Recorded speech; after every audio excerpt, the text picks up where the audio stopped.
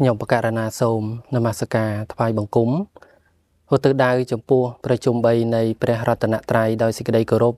និងដោយសេចក្តីជ្រះថ្លាសពកាលសូមនមស្ការថ្វាយបង្គំព្រះថេរៈគ្រប់ព្រះអង្គនិងសូមចម្រើនពរញាតិញោមជាពុទ្ធបរិស័ទសវនិកជនទស្សនិកជនទាំងអស់នៅក្នុងថ្ងៃនេះខ្ញុំគណៈអាត្មាភាពនឹងបានលើកយកនៅ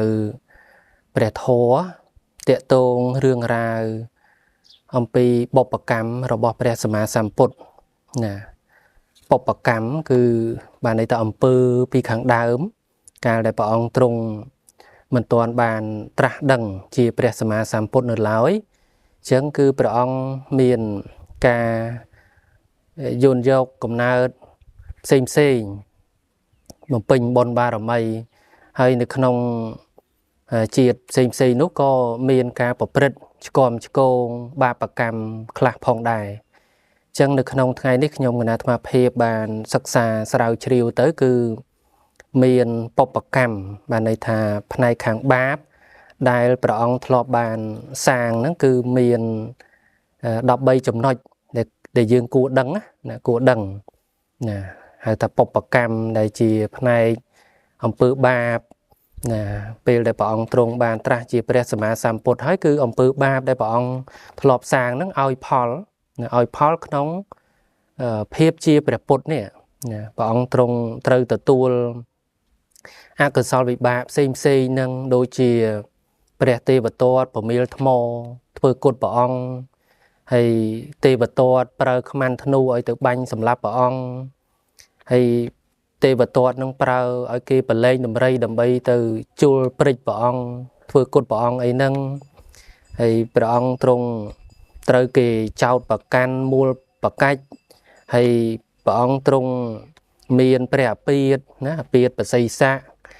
អាពាធខ្នងហើយមានអាពាធធ្លាក់ព្រះលោហិតណាហើយព្រះអង្គទ្រង់ត្រូវឆាន់បាយក្រហមបាយដំណើបរបស់អ្នកសេះអីហ្នឹងគឺតកតងសិតតែមានបាបកម្មពីមុនមកព្រះអង្គធ្លាប់សាងធ្លាប់ធ្វើអញ្ចឹងទៅអញ្ចឹងត្រូវអកុសលវិបាកដែលព្រះអង្គអកុសលកម្មដែលព្រះអង្គទ្រង់សាងហ្នឹងគឺតាមមកឲ្យផលណានៅពេលដែលព្រះអង្គទ្រង់បានត្រាស់ជាព្រះសម្មាសម្ពុទ្ធហើយហ្នឹងនៅតែឲ្យផលណាឲ្យផលអញ្ចឹងតើណាបុព្វកម្មបានในអំពើពីខាងដើមបាបកម្មពីខាងដើមព្រះសម្មាសម្ពុទ្ធនៃយើងព្រះអង្គទ្រង់ធ្វើយ៉ាងណាទើបបានជាទទួលផលនៃបាបនោះក្នុងពេលដែលព្រះអង្គទ្រង់បានត្រាស់ហើយនឹងដូច្នេះសូមញាតិញោមពុទ្ធបរិស័ទកណ្ណាគុណចាស់គ្រប់ព្រះអង្គតាមដានស្ដាប់ដើម្បីបានជាចំណេះដឹងហើយត្រង់ចំណុចទាំងអស់ហ្នឹងគឺមិនសូវមានធម្មកថាអីលើកឡើងប្រមូលរឿងរ៉ាវទាំងអស់ហ្នឹងមកដុំអញ្ចឹងទេដូច្នេះហើយក៏ខ្ញុំគណៈអាត្មាភាពឃើញថាជាចំណុចគួរចេះគួរដឹងដើម្បីកើតនៅការសង្វេគតាក់ទងរឿងបាបកម្មដែលយើងបានធ្វើទៅវាឲ្យផលអត់បាត់ទៅណាទេអញ្ចឹងក៏ប្រមូលរួបរวมណាស្រាវជ្រាវនៅក្នុងបត្រៃវិដកណាផ្សេងណានៅក្នុងភាគ74នៅក្នុងភាគ1នៅក្នុងភាគ11នៅក្នុងភាគ16អញ្ចឹងរឿងរ៉ាវទាំងអស់ហ្នឹងក៏បានសិក្សាមកហើយនឹងប្រកាសសម្ដែងរៀបរាប់នៅក្នុងពេលនេះដូច្នេះសូមញាតិញោមពុទ្ធបរិស័ទទាំងអស់តាំងចិត្តស្ដាប់ហើយមួយទៀតហ្នឹងបើអាចទេក៏ញាតិញោមកត់ទុកណាកត់ទុកក្នុងចំណុចនីមួយថាព្រះសម្មាសម្ពុទ្ធព្រះអង្គទ្រង់ទទួលអកុសលវិបាកយ៉ាងនេះហើយជាតិមុនព្រះអង្គទ្រង់ធ្វើអីអញ្ចឹងញាតិញោមស្ដាប់ទៅហើយកត់មួយចំណុចបងគណៈចំណុចទី1ហ្នឹងគឺនៅក្នុងបិដកខ្មែរយើងភាគ16ត្រង់ទំព័រ271 272តកតងមួយចំណុចនោះគឺព្រះដ៏មានព្រះភិក្ខព្រះអង្គទ្រង់ប្រើព្រះអានន្ទណាឲ្យព្រះអានន្ទក្រាលសង្កដីអញ្ចឹងទៅហើយព្រះអង្គទ្រង់គង់ព្រោះព្រះអង្គមានដូចថាកម្លាំងថមថយអស់កម្លាំងព្រះអង្គទ្រង់លហិតលហៃព្រោះពេលហ្នឹងក៏គៀកចិត្តនឹងព្រះអង្គទ្រង់បរិនិព្វានហើយអញ្ចឹងព្រះអង្គទ្រង់ត្រាស់ប្រើព្រះអានន្ទថាមនីអានន្ទចូលអ្នកក្រាលនៅសង្កដីដែលមានជាន់4ឲ្យតថាគតដោយឆាប់តថាគតណាល្វើយណាស់លហិតលហៃណាស់អីចឹងទៅ chẳng ban pre nón có nè ra nơi xong cái đây để miền chuan buồn nước phai pre sama sam put bong trung bật hạp để lừa xong cái đây nâng tới hay có bong trung prao pre nón chia bần to tiệt thả mình đi là nón trồn nè tự đôn tắc ao tự tha cột đời chắp nè tự tha cột sợi tắc nè bong trung ọc cầm lăng bong trung hất là hay hết bong trung sợi tắc chỉ khẳng đó bên chẳng cứ prao pre nón thả mình đi nón trồn nè tự đôn tắc ao tự tha cột đời chắp tự tha cột sợi tắc nè sợi tắc liền tắc tự tha cột là hất là hay trời ca soi tắc nè bán pre nón crab tool pre đồ miền bậc hiện thà bộ bật bỏng nó chầm rán bệnh mình này cứ nè bộ mùi nắng bo là tê cắt từng tàu nắng hay tật từng tàu nắng có trời con là tê chùm nuôn pram rồi nắng bo cắt tứ lọ khoa lọ hay bỏng nâng ai là bị sau bàn thế nè lọ tật ở hay nè crab tool pre đồ miền bậc hiện chẳng bán bỏng trung tra chỉ lược tí pi nóប្រើលើកទី2ថាម្នាក់អណនចូលអ្នកទៅដងទឹកឲ្យទៅថាគាត់ដូចឆាប់ទៅថាគាត់ស្រេកទឹកណាហើយបានព្រះអណនពូលអញ្ចឹងទៀតណាថាពួកឈ្មួញហ្នឹងគឺបរទេសកាត់ទឹកស្ទឹងហ្នឹងហើយទឹកស្ទឹងដែលជាស្ទឹងតូចហ្នឹងត្រូវកង់រទេសចំនួន500បរកាត់អញ្ចឹងទៅគឺថាល្អកកអស់ហើយព្រះអង្គអត់ថ្លាអត់រងស្អាតទេអញ្ចឹងព្រះអង្គមិនអាចសោយបានទេហ្នឹងហើយបកែក្រាបទូលព្រះសម្មាសម្ពុទ្ធជាលើកទី2ដែរអញ្ចឹងទៅបានព្រះសម្មាសម្ពុទ្ធប្រើព្រះអនន្តជាលើកទី3ថាមនីអនន្តចូលទៅដងទឹកឲ្យតថាគតដោយឆាប់តថាគតស្រេកទឹកណាព្រះអង្គប្រើមួយលើកព្រះអនន្តក្រាបទូលអញ្ចឹង2លើកមកក្រាបទូលអញ្ចឹងទៀតដល់លើកទី3មក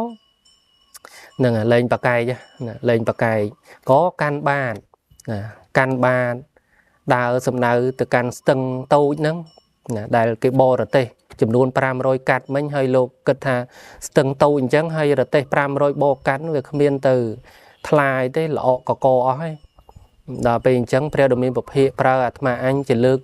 ទី3ហើយអញ្ចឹងអត់បកែកបានទៀតទេកាន់បាតដើរទៅសំដៅទៅស្ទឹងហ្នឹងឯងហើយទឹកស្ទឹងតូចដែលត្រូវរទេស500បរកាត់ហ្នឹងល្អកកហ្នឹងគឺថាពេលដែលព្រះអនន្តនិមន្តទៅដល់ទឹកស្ទឹងហ្នឹងប្រែជារងថ្លាស្អាតបរិសុទ្ធហ្នឹងទឹកថ្លាដូចកញ្ចក់អញ្ចឹងបានព្រះអនន្តលោកលន់មាត់ថាយីអស្ចារ្យណាស់យីចម្លែកណាស់ប្លែកពេកណាស់ព្រះដ៏មានពភៈព្រះអង្គទ្រង់មានអានុភាពច្រើនព្រះដ៏មានពភៈព្រះអង្គមានឫទ្ធិធំអីចឹងទៅសរសើរអំពីគុណរបស់ព្រះសម្មាសម្ពុទ្ធហើយក៏ដងទឹកហ្នឹងណាដងទឹកហ្នឹងមកថ្វាយព្រះសម្មាសម្ពុទ្ធឲ្យព្រះអង្គទ្រង់សោយទៅពោលថាបបិទ្ធព្រះដ៏មានប្រភេទដ៏ចម្រើនសូមព្រះអង្គទ្រង់សោយសុទ្ធតែរស់ណាបបិទ្ធព្រះសគុតដ៏ចម្រើនសូមព្រះអង្គសោយសុទ្ធតែរស់ណាគឺទឹកដ៏បរិសុទ្ធនឹងឯងទឹកដែលរងថ្លាស្អាតអត់មានកកល្អអីទៀតទេហ្នឹងអញ្ចឹងគឺនេះត្រង់ចំណុចហ្នឹងណាដែលព្រះអង្គដូចថាស្រេកទឹកហើយអត់បានទឹកឆាន់តាមសេចក្តីប្រាថ្នាភ្លាមណាហ្នឹងហើយលំអក់នៅប្រើព្រះអនន្តមកលើកជា2លើកព្រះអនន្តអត់ទៅតលតែលើកទី3បានព្រះអនន្តទៅដងទឹកថ្វាយអញ្ចឹងទៅហើយព្រះអង្គស្រេកទឹកបញ្ជាក់តាំងពីលើកទី1ណាប្រើលើកទី1ព្រះអង្គថាមនីអនន្តចូលអ្នកទៅដងទឹកមកតថាគតស្រេកទឹកណាហើយពេលហ្នឹងគឺព្រះអង្គស្រេកទឹកខ្លាំងប្រើព្រះអនន្តពជាពេលមានទៅណាបកាយតវ៉ាប្រាប់ចឹងថាទឹកស្ទឹងនឹងល្អអស់ហើយព្រះអង្គព្រោះរទេស500បកាត់មិញហ្នឹងណាចឹងព្រះអង្គមិនអាចសោយទឹកនឹងបានទេហ្នឹងហើយព្រះអង្គប្រើមួយលើកជា2លើករហូតដល់លើកទី3ហ្នឹងបានព្រះអនន្តទៅដងមកថ្វាយហើយពេលព្រះអនន្តនិមន្តទៅក៏ទឹកស្ទឹងហ្នឹងរងថ្លាស្អាតណាអានុភាពនៃព្រះដ៏មានពភៈហ្នឹងគឺអស្ចារ្យអញ្ចឹងប៉ុន្តែចំបញ្ជាក់ថាហ្នឹងកន្លែងហ្នឹងញាតិញោមគឺមាន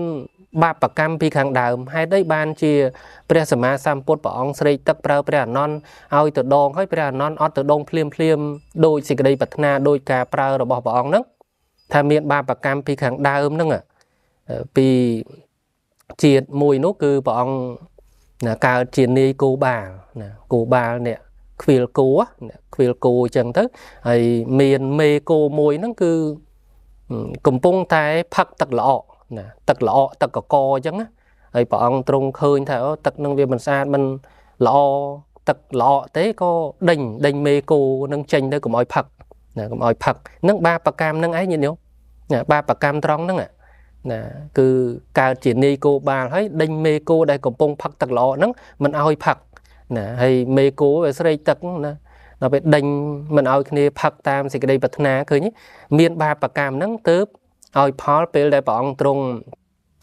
prao pre non oi từ đồn tật tới pre non ọt từ đồn phim á nâng ọt bàn tam thì cái đây bật na phim nâng nó cứ tiện tôn rương ba bạc cam tì mùi rồi bỏ về sầm sàm bột ná cả lại bọn trong nơi bồng pin bon ba rồi mây để lái cứ miền cả sang ba bạc cam chân tớ bán chia oi phó về để bọn ban tra chia bột hơi nó cứ tham mình ban sau tất tam thì cái đây bật na phim thế nâng nó cứ tì mùi hay tì pí cứ tiện tôn nâng niềng xuân trí chào bạc can bọn rương a sạch thòm á nè mê thôn thòm ấy dân mây chân từ nâng cứ tiện tôn rương phụ này krôn đây là thay chân này đừng liếp sa ca ra rồi bỏ ra được miền bậc hệ cả làng tràn chân tới hay luôn anh sạp xôn vì nè liếp chân tới có rộ bài còl ná bà niềng xuân trí nâng ở trên châu nông vọt chế tập bồn này rơi cho làng chân tới ở còi máu có bắt niềng xuân trí nâng ấy chân từ ấy có pô thà nâng bè samana cô đom nâng bật a sạch thom cho môi niềng xuân trí ấy chân á nè cái chào bạc can ấy sọc cục tiện tôn rương ra nâng nâng cứ đời xa miền ba pi chiết môn nâng cứ bè sama sampot nâng bọn trong cao chia nẹ lê nhá lên xây lên xa lên là bay chia mình tụm nương ấy chẳng thế nâng này đó bên chẳng cứ nông ca nó pre pu thì sát nâng bàn pu mua bằng cách pre phải chơi cặp bột khơi phải chơi cặp bột bản niệm sâu đập hí pu bằng cách nơi phải chơi cặp bột nâng tháo phải chơi cặp bột nâng cứ chỉ niệm mình là o ấy chẳng á bật từ được nông mê thôn rồi có sạch thom ấy chẳng thử cháu và can và ông nông rương cam ấy nâng cứ miền ba bạc cam nâng khơi nhé nâng đó về sma sampot bàn tra màu nâng hay ba bạc cam nâng ao paul từ niềng xuân trí nâng cháu bạc can và ông thà và ông nâng bọc bật sạch thom mê thôn thom cho môi niềng ấy nâng sọc cục nâng cứ rương ra niềng xuân trí nhìn nhôm thọ bàn đạp á miền ba bạc cam chăng bàn này thà nông ca nó nông chiết môi nâng bọn chiết nẹ lê hay bàn mua bằng cách chào bạc can phải chơi cặp bột nông rương a sạch thom ấy chăng tới nó bên chắc ba đang oi paul bọn bàn tra chia bột thấy từ cái chào mình đó nông rương mình là o nâng cứ chấm nói tí pì hay tí bấy cứ tệ tôn nâng rương niềng chênh trà như thế chênh trà miền ở Ca đài chào bạc can pre đồ miền bậc hệ thà bọn bậc bật sạch thom cho môi niềng chẳng tới là hô đòn niềng miền tây pua miền co cục hải về mối bọn trong cặp bông sầm đai và thò miền bò để sạt chào mồm chẳng trơn niềng chênh trà nó có trâu từ càn sầm nạ bọn trong cặp bông sầm đai thò nó về mà hà chôn đấy có đau tới từ châu trong pua bọc hệ này bây giờ mà sắm bột hỏi có đây mà khang cho cho cái đây mà khang lược đây nó chừng all the bây giờ mà sắm bột tháng sắm mà cô đóm màu cùng sắm đây thôi giang rồng hơi on miền kịch từ tua khâu trâu so nè bàn thừa dương miền co lấy co nó chật cục hai hay on miền triềm tục đạ cả tô rồi có rau chung ấy nâng sầm rạp ở dương sầm ra ăn ấy chẳng á về sầm ra lấy sao nâng chào bạc can bọn ấy sọc cục nâng rương ra nâng nhiệt nhôm có bàn sạp á nâng cứ phụ này con đây thay prao màu đây nâng ai ở điệp chòm tiện tông trang chơ nè pon pot ពោះខ្លួនអីនឹងដូចមនុស្សមានផ្ទៃពោះចិត្តគ្រប់ខែអីចឹងណាយកឈើវាយខ្នងជើងតិចតិចឲ្យហើមចឹងថាដូចចិត្តគ្រប់ខែចឹងទៅហ្នឹងគឺតាកតងរឿងនាងចេញចាដែលចោតប្រកាន់ព្រះអង្គថាព្រះអង្គប្រព្រឹត្តអសធម៌ជាមួយរហូតដល់នាងមានផ្ទៃពោះអីសពគ្រប់ហ្នឹងក៏មានបាបកម្មណាបាបកម្មគឺក្នុងកាលនោះព្រះសម្មាសម្ពុទ្ធហ្នឹងណាកាលដែលព្រះអង្គមិនទាន់បានត្រាស់ជាពុទ្ធគឺព្រះអង្គធ្លាប់មូលបង្កាច់ចោតប្រកាន់សាវកឈ្មោះនុនតៈរបស់ព្រះសម្មាសម្ពុទ្ធណាទៅចោតភិក្ខុសង្ឃអីចឹងទៅសាវករបស់ព្រះសម្មាសម្ពុទ្ធដែលលោកប្រព្រឹត្តល្អតាមធម៌តាមវិន័យហើយអត់មានខុសឆ្គងអីផងប៉ុន្តែព្រះអង្គទ្រង់ចោតប្រកាន់ក្នុងរឿងរ៉ាវមិនល្អហ្នឹងរឿងមេធនធម៌អសធម៌អីហ្នឹងហើយដល់ពេលអញ្ចឹងឃើញហើយបាបហ្នឹងឲ្យផលព្រោះទៅចោតអ្នកបួសដែលប្រព្រឹត្តតាមធម៌តាមវិន័យលោកមានគុណធម៌មានសិលដល់ពេលអញ្ចឹងគឺបាបធ្ងន់ណាស់បងបាបធ្ងន់ណាស់ហើយដល់ពេលអញ្ចឹងទៅគឺថាត្រូវនាងចេញចាហ្នឹងចោតប្រកាន់ព្រះអង្គដែរព្រោះអំពើបាបហ្នឹងគឺថាព្រះអង្គទ្រង់ធ្លាប់បានចោតប្រកាន់មូលបង្កាច់សាវកឈ្មោះនុនតៈរបស់ព្រះសម្មាសម្ពុទ្ធកាលពីជាតិមុនតែអញ្ចឹងក៏ត្រូវបាបនឹងឲ្យផលក៏នាងចេញចាហ្នឹងមកចោតប្រកាន់ព្រះអង្គរឿងអសធម៌នឹងវិញដែរណាហ្នឹងគឺចំណុចទីម៉ានយល់ញោមណាទី3ណាទី3ហើយទី4រឿងបាបផលបាបដែលព្រះអង្គទ្រង់ត្រូវទទួលហ្នឹងគឺរឿងទី4រឿងនាងសុន្ទរីបានន័យថាឧបាយកលនៃពួកនិក្រណដេថៃដូចថាសាបសូនលៀបសការៈចឹងទៅគេដូចថាគេអត់ជ្រះថ្លានឹងនិក្រណដេថៃគេមកជ្រះថ្លានឹងព្រះសម្មាសម្ពុទ្ធមកជ្រះថ្លានឹងព្រះភិក្ខុសង្ឃគេគោរពគេបូជាបច្ច័យទាំង4ទៅនិក្រណដេថៃហ្នឹងក៏គេចំណែនព្រោះហេតុតែសាបសូនលៀបសការៈរបស់ខ្លួនចឹងទៅគេមកគោរពមកបូជាព្រះសមណគោតមសាវករបស់ព្រះសមណគោតមក៏ដើរឧបាយកលប្រើនាងសុន្ទរីនេះប្រើនាងសុន្ទរីដែលមានរូបស្អាតឲ្យមកវត្តណាចូលវត្តចេតពុនហ្នឹងណាចូលព្រឹកចូលល្ងាចចូលយប់ចេញចូលរឿយមករយៈចឹងទៅក៏ធ្វើឲ្យដូចថាប្រើណាពួកនិក្រណដេថៃហ្នឹងជួលអ្នកប្រមឹកហ្នឹងឲ្យសម្លាប់នាងសុន្ទរីនឹងចោលសម្លាប់ហើយយកមកកប់ក្នុងវត្តក្បែរបកណ្ណកតទៀតហ្នឹងហើយក្រោយមកក៏គេដើរឧបាយកលថាអូបាត់នាងសុន្ទរីពីមុនមកឃើញនាងសុន្ទរីនឹងដើរចេញចូលវត្តណាទាំងព្រឹកទាំងថ្ងៃទាំងយប់ហើយឥឡូវមិនក៏បាត់នាងនឹងអញ្ចឹងរឿងអីមានរឿងអីអញ្ចឹងណាហ្នឹងប្រហែលគេសម្លាប់អីដឹងបានក៏និក្រណដេថៃហ្នឹងគេឆោឡោគេធ្វើដើររណាដើររចូលឡើងក៏ទៅកកាយសពនាងសុន្ទរីហ្នឹងដែលខ្លួនឯងហ្នឹងប្រើអ្នកប្រមឹកឲ្យសម្លាប់ហើយយកមកកប់ក្នុងវត្តហ្នឹងខ្លួនឯងដឹងហើយដល់ពេលអញ្ចឹងមានលំបាកអីរវែងឆ្ងាយគឺថាទៅកាយដីអាកន្លែងកប់ហ្នឹងទាញសាកសពហ្នឹងមកហើយក៏ចោតថាណាឃើញទេឃើញគឺអំពើហ្នឹងគឺជាអំពើរបស់ព្រះសមណគោតមអាចថាប្រព្រឹត្តអសធម៌ជាមួយនាងហើយប្រើសិស្សគុណហ្នឹងឲ្យសម្លាប់ណាឲ្យសម្លាប់ឲ្យភិក្ខុសង្ឃសម្លាប់ចោលទៅដើម្បីដូចថាបិទបាំងទោសកំហុសរបស់គ្រូអីចឹងណាអាហ្នឹងគឺគេចោតចឹងគេចោតចឹងនិក្រណដេថៃអ្នកស្រុកអ្នកភូមិអីហ្នឹងចោតចឹងណាថានាងសុន្ទរីដែលស្លាប់ហ្នឹងដោយសារព្រះសមណគោតមហ្នឹងដូចថាប្រព្រឹត្តអសធម៌ចឹងទៅហើយសិស្សគុណហ្នឹងសម្លាប់បំបិតមាត់បិទបាំងទោសកំហុសកុំឲ្យគ្រូហ្នឹងមានការមានកេរ្តិ៍ឈ្មោះមិនល្អអីចឹងណាហ្នឹងហ្នឹងគឺដែលគេចោតព្រះអង្គអញ្ចឹងចោតភិក្ខុសង្ឃថាសម្លាប់នាងសុន្ទរីនឹងបិទបាំងទោសកំហុសរបស់គ្រូអីហ្នឹងគឺមានបាបកម្មក្នុងកាលនោះគឺព្រះសម្មាសម្ពុទ្ធហ្នឹងគឺព្រះអង្គទ្រង់កើតជាព្រាហ្មណ៍កើតជាព្រាហ្មណ៍ចេះមុនណាចេះមុនវេទមន្តត្រៃវេទអីហ្នឹងសពគ្រប់ហើយព្រះអង្គទ្រង់បង្រៀនសិស្ស ប្រមាណជា500រូបនៅក្នុងព្រៃធំនៅក្នុងព្រៃហើយក្នុងការនោះគឺណាមានការព្រះអង្គទ្រង់បានឃើញនៅឥសីមួយពនាមថាភិមៈណាភិមៈដែលឥសីហ្នឹងគឺបាននៅអបញ្ញា5ណាមានទឹកបច្ចៈខុទឹកបសោតៈណាមโนមយិទ្ធិអធិវិធីអីហ្នឹងណាសពគ្រប់មានការអាចចេះហោះចេះអីបានណាមានរិទ្ធច្រើនហ្នឹងហើយឥសីហ្នឹងក៏មានសិ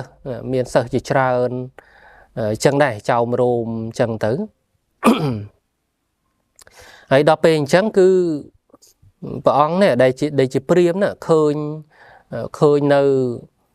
ឥសីនឹងទៅក៏បានពូលទៅកាន់សិស្សរបស់ខ្លួន500រូបហ្នឹងថាណោឥសីនោះគឺជាអ្នកបរិភោគកាមណាបរិភោគកាមបានន័យថាជាឥសីដែលមិនប្រព្រឹត្តធម៌ទេដូចថាមានស្រីញីអីចឹងណាក្នុងន័យអញ្ចឹងក្នុងន័យអញ្ចឹងពូលទៅកាន់សិស្សទៅហើយសិស្សក៏ត្រេកអរសោយកាយឮណាគ្រូអាចារ្យប្រាប់ចឹងមកក៏សោយសប្បាយទៅសោយដូចតែសោយចំអកដែរណាសោយចំអកដែរតាមគ្រូត្រេកអរទៅតាមពាក្យរបស់គ្រូនិយាយប្រាប់ដែរចឹងទៅហ្នឹងហើយដល់ពេលអញ្ចឹងសិស្សទាំង500ហ្នឹងចូលទៅស្វែងរកផឹកខាក្នុងស្រុកភូមិឃុំនិគមជនបទទៅក៏ប្រាប់អ្នកស្រុកអ្នកភូមិដែរណាសិស្សហ្នឹងប្រាប់ថាអូនោះឥសីឈ្មោះភិមៈណាគឺជាអ្នកបរិភោគកាមហ្នឹងគឺជាអ្នកមិនប្រព្រឹត្តធម៌អីទេជាអ្នកដែលណាសៅមងមានស្រីញីអីចឹងក្នុងន័យអញ្ចឹងណាកូនសិស្សហ្នឹងដើរប្រាប់អ្នកស្រុកអ្នកភូមិអីលន់ពេញទៅភូមិហ្នឹងដល់ពេលអញ្ចឹងបានណាបាបកម្មហ្នឹងឃើញទេណាបាបកម្មហ្នឹងឲ្យផលពេលដែលព្រះអង្គទ្រង់បានត្រាស់មកហ្នឹងត្រូវនិក្រុនដេថៃហ្នឹងចោតប្រកាន់រឿងនាងសុន្ទរីនេះដូចថាបាយកលខ្លួនឯងអ្នកធ្វើសោះណា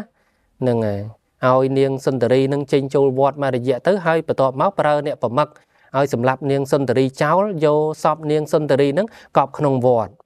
ហើយធ្វើបាត់នាងសុន្ទរីទៅដើររកឃើញ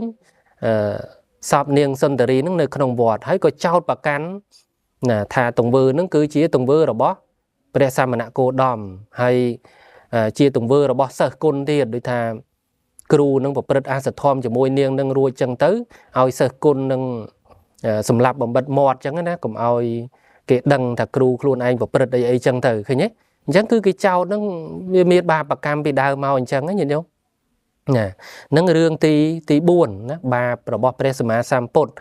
ដែលឲ្យផលក្នុងភាពជាពុទ្ធហើយហ្នឹងកាលដែលព្រះអង្គទ្រង់ធ្វើតាំងពីមិនទាន់បានត្រាស់ដល់ពេលព្រះអង្គបានត្រាស់មកបាបហ្នឹងឲ្យផលសូម្បីតែបានត្រាស់ជាព្រះសម្មាសម្ពុទ្ធក៏ដោយគឺណាហើយអំពើបាបណាផលបាបកម្មរបស់ព្រះសម្មាសម្ពុទ្ធទី5ហ្នឹងគឺតេតងរឿងភិក្ខុទេវទត្តណាពមៀលថ្មបំណងធ្វើគុតព្រះសម្មាសម្ពុទ្ធហ្នឹងញាតិញោមបាន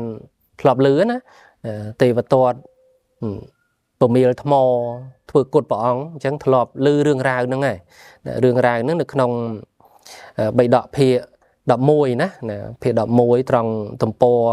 42ហ្នឹងក៏មានរឿងរ៉ាវហ្នឹងណាភិក្ខុទេវទត្តពមៀលថ្មបំណងធ្វើគុតព្រះសម្មាសម្ពុទ្ធក្នុងការនោះគឺព្រះអង្គទ្រង់យាងចង្ក្រមក្រោមម្លប់ភ្នំកិច្ចកោฏណាដូចថាកំពូលភ្នំខ្ពស់អញ្ចឹងទៅហើយមានម្លប់អញ្ចឹងព្រះអង្គទ្រង់យាងចង្ក្រមទៅមកក្រោមម្លប់ភ្នំកិច្ចកោฏហ្នឹងហើយក្នុងការនោះគឺទេវទត្តដឹងថាព្រះសមណគោតមព្រះដ៏មានពភៈព្រះអង្គទ្រង់យាងចង្ក្រមនៅក្រោមម្លប់ភ្នំកិច្ចកោฏហ្នឹងខ្លួនឯងក៏ឡើងទៅលើភ្នំកិច្ចកោฏហ្នឹងឡើងទៅក៏ពមៀលចាប់ទាញដុំថ្មយ៉ាងធំពមៀលមកបំណងថាឲ្យថ្មហ្នឹងធ្លាក់សង្កត់ព្រះអង្គហើយឲ្យព្រះអង្គសគត់ទៅគិតអញ្ចឹងហើយក៏បានទាញពមៀលថ្មយ៉ាងធំណា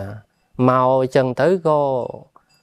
ថ្មហ្នឹងបែកជាបំណែកតូចណាអាដុំតូចហ្នឹងខ្ទាតមកត្រូវអង្គុតទៅបានន័យថាមេជើងព្រះសម្មាសម្ពុទ្ធណាដុំថ្មធំ ល្មៀលមកពីលើហ្នឹងប៉ុន្តែដល់ពេលមកដល់ក្រោមនោះវាខ្ទាតអាបំណែកតូចហ្នឹងខ្ទាតទៅចំណាមេជើងព្រះសម្មាសម្ពុទ្ធហើយកឈាមមកចំអែតរុយណាពេលហ្នឹងព្រះអង្គទ្រង់ណាទ្រង់តូតកលេចទៅខាងលើទៅក៏ឃើញទេវទត្តហ្នឹងបានពោលថាមុខបរោះអ្នកឯងធ្វើកម្មមិនដឹងប្រមាណសោះអ្នកឯងមានបាបដ៏ច្រើន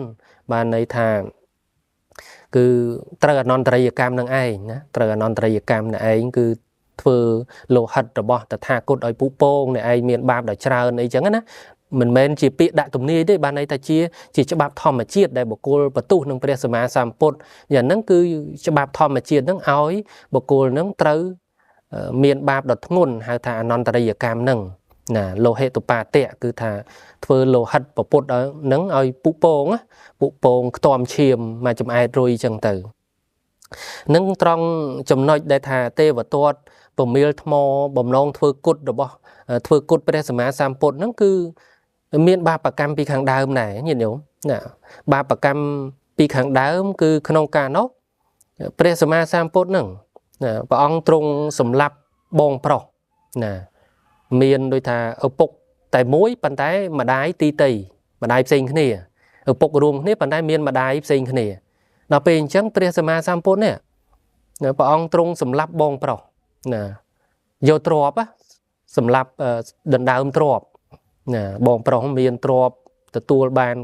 គេមរតកច្រើនអញ្ចឹងទៅហើយព្រះពោធិសត្វហ្នឹងក៏សម្លាប់បងប្រុសហ្នឹងដើម្បីដូចថាលោភលន់ណាចង់បានទ្រព្យពីបងប្រុសហ្នឹង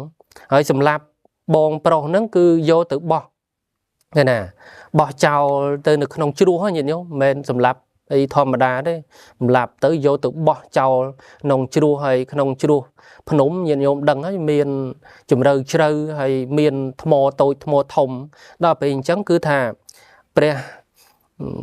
អង្គហ្នឹងគឺថាសម្លាប់បងប្រុសយកទៅបោះក្នុងជ្រោះហ្នឹងគឺថាអាពេលបោះទៅហ្នឹងគឺបងប្រុសធ្លាក់ទៅចំដុំថ្មត្រូវមុខត្រូវមាត់បែកមុខបែកមាត់អីចឹងទៅឃើញទេញាតិញោមណាសម្លាប់បងប្រុសយកទៅបោះចូលនៅក្នុងជ្រោះភ្នំហើយណាធ្លាក់ទៅនឹងទៅថារមៀលចំដុំថ្មតូចធំបែកមុខបែកមាត់បាក់ដៃបាក់ជើងហ្នឹងបានបាបកម្មហ្នឹងឲ្យផលឃើញទេពេលដែលព្រះអង្គទ្រង់បានត្រាស់ហើយត្រូវទេវទត្តហ្នឹងប្រមៀលថ្មណាប្រមៀលថ្មបំណងធ្វើគុតសម្រាប់ព្រះអង្គហ្នឹងប៉ុន្តែក៏មិនជោគជ័យដុំថ្មតូចមួយខ្ទៀតត្រូវប្របាទមេជើងឲ្យខ្ទាំឈាមអញ្ចឹងទៅហ្នឹងគឺមានបាបកម្មអញ្ចឹងញាតិញោមណាញាតិញោមស្ដាប់ទៅឲ្យចាំផងបងហ្នឹងគឺតកតងរឿងបាបកម្មទីប្រមាណញាតិញោមណាទី5តកតងរឿងទេវទត្តប្រមៀលថ្មធ្វើគុតព្រះអង្គហ្នឹងដោយសារពីជាតិមុនហ្នឹងព្រះអង្គទ្រង់សម្លាប់បងប្រុសហើយយកទៅបោះចោលនៅក្នុងជ្រោះឲ្យធ្លាក់ត្រូវដុំថ្មបែកមុខបែកមាត់ចឹងទៅអញ្ចឹងបាបកម្មហ្នឹងឲ្យផលក៏ណាបាបកម្មទី6ដែលព្រះអង្គទ្រង់ត្រូវទទួលនោះគឺតកតងនឹងទេវទត្តគឺប្រើខ្មាន់ធ្នូឲ្យទៅបាញ់សម្លាប់ព្រះអង្គណាហ្នឹងក្នុងការនោះគឺភិក្ខុទេវទត្តហ្នឹងចូលទៅរកព្រះបាទអាជាសតុហើយក៏ពោលថាសូមឲ្យមនុស្សហ្នឹងទៅសម្លាប់ព្រះសមណគោតមហ្នឹងហើយអញ្ចឹងទៅក៏ព្រះបាទអាជាសតុហ្នឹងក៏ព្រមហើយក៏ពោលទៅកា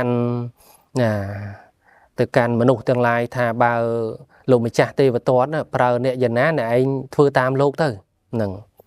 ហើយអញ្ចឹងទៅក៏បានការអនុញ្ញាតពីព្រះបាទអាជាសតុហ្នឹងបានទេវទត្តហ្នឹងប្រើបរិសម្នាក់ឲ្យកាន់ដាវកាន់លំពេងកាន់ធ្នូកាន់ស្នាទៅបាញ់ទៅធ្វើគុតព្រះសម្មាសម្ពុទ្ធដូចថាអ្នកឯងទៅធ្វើគុតរួចទៅដូចថាពេលទៅនឹងដើរតាមផ្លូវនេះហើយពេលធ្វើគុតរួចជោគជ័យហើយដើរតាមផ្លូវផ្សេងវិញហ្នឹងហើយនឹងបជាអញ្ចឹងណា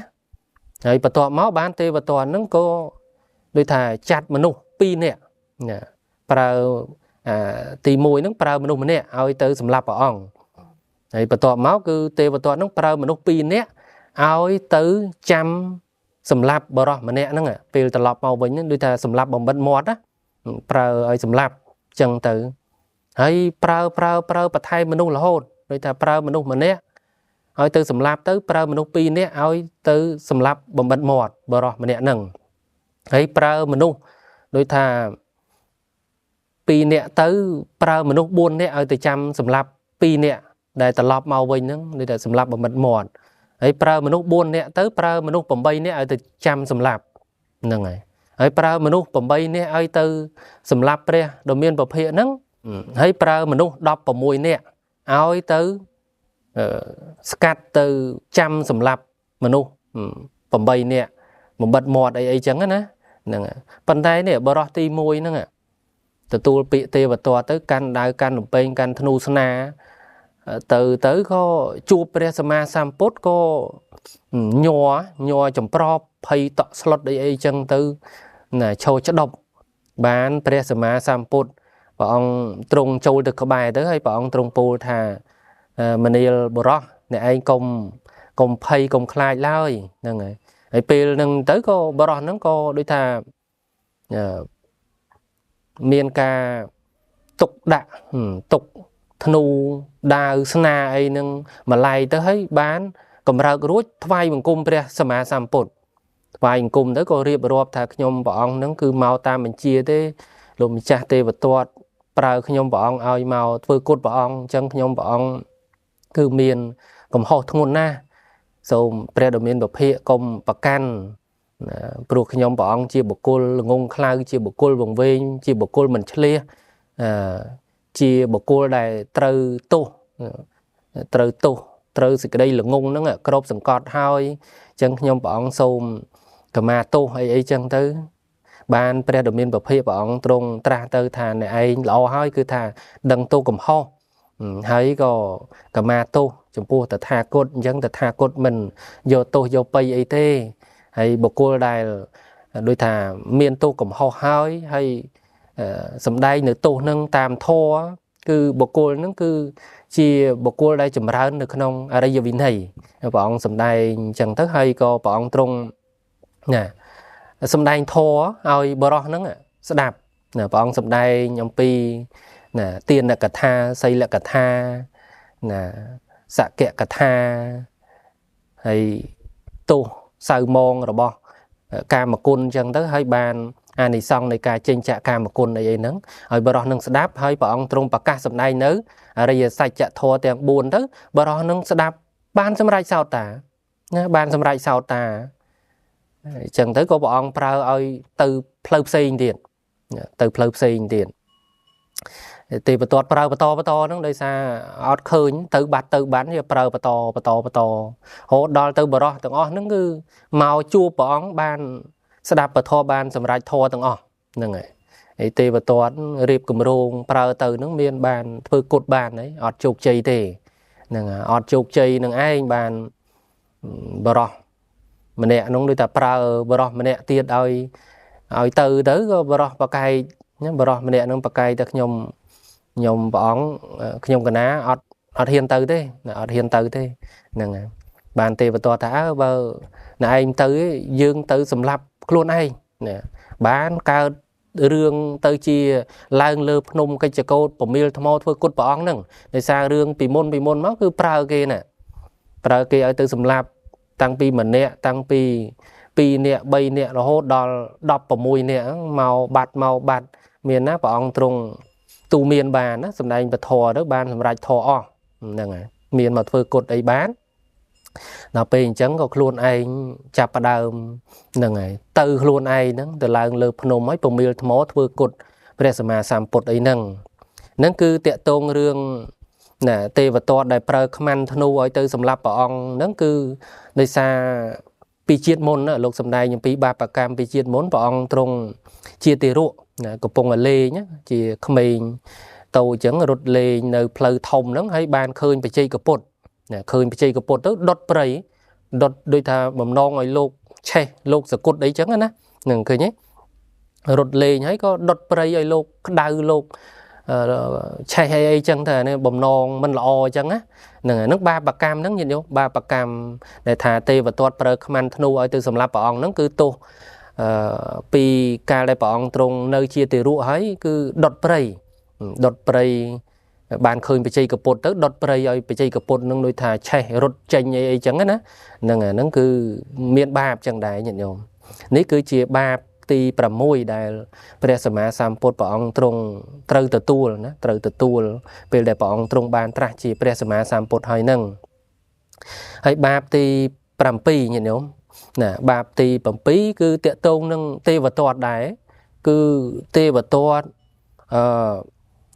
ប្រើដំរីណាឡាគិរីណាឲ្យទៅបំព្រិចទៅជុលទៅជន់ព្រះអង្គសម្លាប់ហ្នឹងទេវទត្តណាក្នុងកាលនោះគឺទេវទត្តហ្នឹងបានដើរចូលទៅកាន់រោងដំរីហើយប្រាប់អ្នករក្សាដំរីហ្នឹងណាអ្នកមើលថែដំរីហ្នឹងថាយើងជាញាតិនឹងស្ដេចបានន័យថាទេវទត្តហ្នឹងប្រាប់អ្នករក្សាដំរីហ្នឹងថាលោកហ្នឹងគឺជាញាតិនឹងស្ដេចញាតិនឹងប្របាទអាជាសតុហ្នឹងអញ្ចឹងយើងជាញាតិនឹងស្ដេចយើងអាចដូចថាតម្លើងស័កបុណ្យស័កដល់អ្នកឯងបានដូចថាពីទុនទៀបស័កទៀបឲ្យទៅជាបានឋានៈបុណ្យស័កខ្ពស់បានហើយអាចតម្លើងប្រាក់ខែឲ្យអ្នកឯងក៏បានអីចឹងទៅឲ្យតែអ្នកឯងធ្វើតាមយើងអ្នកឯងត្រូវដូចថាពេលណាដែលសមណៈគោដមមកកាន់ផ្លូវហ្នឹងយាងមកតាមផ្លូវហ្នឹងអ្នកឯងចូលប្រឡែងដំរីឲ្យទៅព្រិចសមណៈគោដមហ្នឹងឲ្យស្លាប់ទៅហ្នឹងយើងនឹងតម្លើងបុណ្យស័កឲ្យអ្នកឯងយើងនឹងផ្ដល់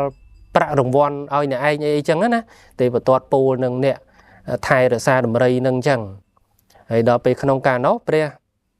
ដ៏មានពភៈមួយលើដោយភិក្ខុសង្ឃជាច្រើនរូបបានចូលមកកាន់ក្រុងរាជក្រឹសហ្នឹងក្រុងរាជក្រឹសហ្នឹងដើម្បីបិណ្ឌបាតព្រះអង្គចូលមកភូមិណាមកស្រុកមកភូមិបិណ្ឌបាតចឹងទៅមានភិក្ខុសង្ឃច្រើនរយអង្គហោមហែមកជាមួយនឹងដល់ពេលអញ្ចឹងនាយរក្សាដំរីហ្នឹងឃើញព្រះសម្មាសម្ពុទ្ធព្រះអង្គយាងមកលំហើយក៏ប្រឡែងដំរីហ្នឹងទៅបច្ច្រកស្រាដំរីហ្នឹងឲ្យដំរីហ្នឹងផឹកស្រាអស់រាប់ក្អម4-10ក្អមអញ្ចឹងដំរីហ្នឹងវាស្វឹងស្រាផងដល់អញ្ចឹងវារត់បោលទៅឃើញ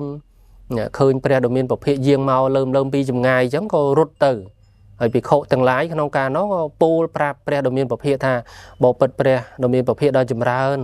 ដំរីណាឡាគិរីដែលជាដំរីកាចអាក្រក់ហ្នឹងបានបោលមកសម្ដៅព្រះដ៏មានពភៈហើយសូមព្រះដ៏មានពភៈថយចេញណាកិច្ចចេញទៅហ្នឹងហើយបានព្រះដ៏មានពភៈព្រះអង្គទ្រង់ត្រាស់ថាមនាលភិក្ខុណាមនាលភិក្ខុទាំងឡាយអ្នកទាំងឡាយកុំខ្លាចឡើយណាមកតាមតថាគតចុះហ្នឹងហើយព្រះអង្គទ្រង់បានតូតឃើញដំរីហ្នឹងមកលើមពីចម្ងាយព្រះអង្គទ្រង់ផ្សាយមេត្តាចិត្តទៅកាន់ដំរីហ្នឹងពេលដែលមេត្តាចិត្តហ្នឹងដូចតែពាល់ត្រូវដំរីហ្នឹងហើយក៏ដំរីហ្នឹងមកដល់ក្បែរមានឯណាញាតិញោមណាអត់មានព្រិចអត់មានជន់អត់មានជុលព្រះអង្គអីបៀតបៀនព្រះអង្គអីទេគឺថាញ័រចម្ប្រពភ័យតក់ស្លុតចឹងទៅដូចថាក្រាបមកអញ្ចឹងទៅលើកជើងទាំងពីរខាងមុខនឹងមកមុខអញ្ចឹងទៅណាលៀនជើងទាំងពីរមកមុខអញ្ចឹងហើយក្រាបចុះទៅហើយយកកតុយហ្នឹងសោកចូលប្រឡោះផ្លូវទៅណាសោកចូលប្រឡោះផ្លូវទៅហើយក្នុងកាលនោះពេលដែលដំរីហ្នឹងរត់មកអញ្ចឹងពួកជនទាំងឡាយហ្នឹងគឺខ្លាចញាតិញោមខ្លះចូលក្នុងផ្ទះបិទទ្វារទៅអ្នកខ្លះឡើងលើដំបូលប្រាសាទលើដំបូលផ្ទះហើយចាំមើលព្រោះក្នុងការនោះមានជនជាអ្នកជ្រះថ្លានឹងព្រះដ៏មានពភៈមួយផ្នែកទៅហើយមានអ្នកខ្លះក៏អត់ជ្រះថ្លាទេហើយអ្នកដែលមិនជ្រះថ្លាហ្នឹងគេគិតថាអូព្រះសមណៈគោដមប្រកាសជាត្រូវដំរីហ្នឹងបៀតបៀនស្លាប់ហើយណាព្រិចជន់ស្លាប់ហើយអញ្ចឹងទៅហើយដល់ពេលពួកជនដែលជ្រះថ្លាគេដឹងអំពីគុណព្រះសម្មាសម្ពុទ្ធអានុភាពនៃព្រះសម្មាសម្ពុទ្ធជនដែលមានបញ្ញាជាសប្បុរសជាបណ្ឌិតហ្នឹងក៏គេគិតថាបន្តិចទៀតហ្នឹងព្រះដ៏មានពភៈនឹងធ្វើសង្គ្រាមជាមួយដំរីណាឡាគិរីហ្នឹងហើយក៏រងចាំមើលដែររងចាំមើលទៅដំរីហ្នឹងបោលមកគៀកមកក្បែរព្រះសម្មាសម្ពុទ្ធក៏លូនក្រាបចូលមក bà ông trung sai mê ta chất đó ná mình nhăn xịt cái đây crowd rồi có sọp đầm rây nâng ấy tôi bao mau đầm bay bầm non thưa cột bà ông ấy cái đó bà ông sai mê ta chất tới an nộp hiệp đây mê ta chất đó thưa ơi đầm rây để ca đó á slow môi đầm pịch đó như nhau luôn crab trâu màu hay có miền ca vô bầm mồi nâng bùm thù lì tức ba rồi lừa các bạn luôn này ấy khăn ông ca nó phải được miền bọc hiếp ông trong lục bỏ hoa từ stiệp buông đầm rây cứ trong các bạn trong bầm mồi nâng ai chẳng tới bọn trong tra tha mình yêu con chô cứ mình yêu đầm rây nâng á nè cùng miền chất bật tu cùng miền chất biệt biên cùng miền chất trong sầm lạp tờ tha cốt lôi bởi nè sầm lạp tờ tha cốt nè nâng ban bạp đờ trơn nè mình ai rồi phật pi cầm nơn tục lồng bạ nâng tê nâng chẳng châu nè cùng miền xịt đây promat cùng miền chất bật tu cùng miền chất trong sầm lạp tờ tha cốt từ nè đây mình promat thấy cứ nè nâng ban từ can sọc tệ và ông trung tra chẳng từ ấy đầm rây nó có sọ tộc này chẳng về luôn ấy nó sẽ đáp ban chẳng tới có vô bầm máu nè bồm đầy hay ruồi nâng các bà nói thôi tranh vì presma sampot từ can cái này nơi rồi bọc luôn bên từ nè nâng cứ tiệt tôn rương đôi ta tê và tọt á pra đầm rây na la kari nâng ao từ prick bầm non thôi cốt presma sampot nâng cứ miễn ba bạc cam pi chiết môn á hai đấy ban tê và thoát pra đầm rây na la kari ao từ prick từ chul từ chuan bọn thôi cốt bọn chẳng tham miễn ba bạc cam cal pi chiết môn nâng cứ presma sampot nâng bọn thọp cao chỉ mo đầm rây nè thay đầm rây nè bằng vật nè bằng riêng đầm rây á nè chỉ mo đầm rây chẳng ấy chi đầm rây ấy khăn ông ca nó cứ bọn chi nửa lừa đầm rây tới có khơi preไปchơiกับปดโลกับปงบันบาทกับปงบันบาทก็ปลาดมไรนั่งไงดิงดมไรนั่งเอาตัวปริตตัวจวนไปchơiกับปดนั่งจองทัวกดไปchơiกับปดđó như thế khôngคือbaประกามนั่งอ่ะนั่นคือมีbaปีดาวมั้งจังอ่ะได้เตะประตูปลาดมไร